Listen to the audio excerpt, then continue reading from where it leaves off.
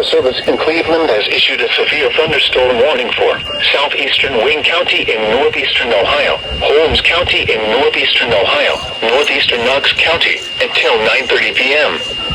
At 8:42 p.m., a severe thunderstorm was located near Danville, or 8 miles east of Mount Vernon, moving northeast at 60 miles an hour.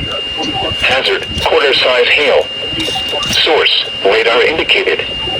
Impact, minor damage to vehicles is possible. Locations impacted include Mount Vernon, Millersburg, Berlin, Walnut Creek, Gambier, Danville, Kilbuck, Holmesville, Glenmont, Mount Eaton, Nashville, Winesburg, Fredericksburg, Gann, Mount Hope, and Charm.